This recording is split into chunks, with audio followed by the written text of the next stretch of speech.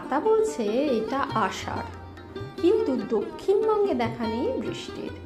এদিকে জুন মাসেই দুর্গা পুজোর ঢাকে পড়ল কাঠি। ধুমধাম করে খুঁটি পুজো সারল বলাগড়ের জিরাট আদি বারোয়ারি। এবছর তাদের পুজো পা দিল ৭৪ বছরে। ৭৪তম বর্ষে পুজোর মণ্ডপ সজ্জায় রয়েছে বিশেষ আকর্ষণ।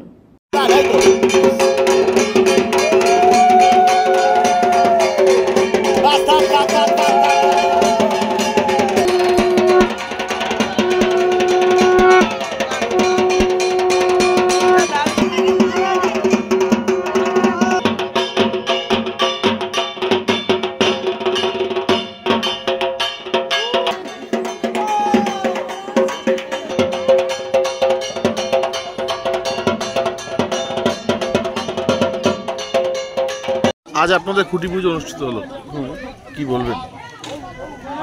আমরা আদি বারোয়ারির পক্ষ থেকে আজকে আমরা খুঁটি পুজোটা অনুষ্ঠিত করলাম 2024 সালে। আমাদের পুজো ৭৪ বছর পা দিল।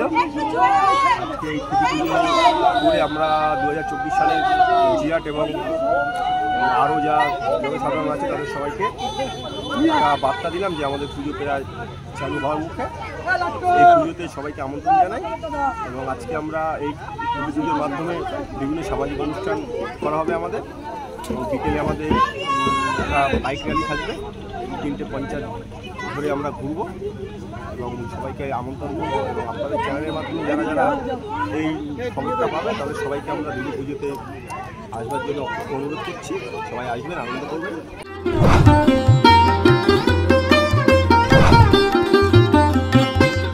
আজ তো আপনাদের খুঁটি পুজো শুরু হলো, এবছর কি আকর্ষণ থাকছে? আমাদের এই বছরকার থিম হচ্ছে কাতারের মুন টাওয়ার। আর আমাদের কত খরচ হচ্ছে প্যান্ডেল? আমাদের টোটাল খরচ হচ্ছে 32 লাখ। আমাদের প্যান্ডেলে আছে 19 লাখ টাকা খরচ এবং আমরা ৭৪তম বর্ষে পদার্পণ করলাম। আমাদের পুজো তৃতীয়া থেকে শুরু।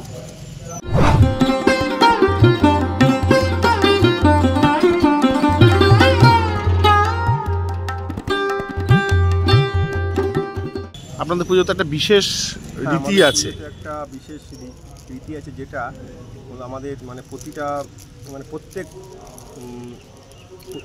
মা দুর্গার প্রতিটা প্রতিমার সঙ্গে যে মা দুর্গার সঙ্গে যে ডান দিকে গণেশ আর লক্ষ্মী থাকে, আমাদেরটা সেটা ডান দিকে থাকে কার্তিক এবং সরস্বতী, বাঁ দিকে থাকে মা দুর্গার গণেশ এবং লক্ষ্মী।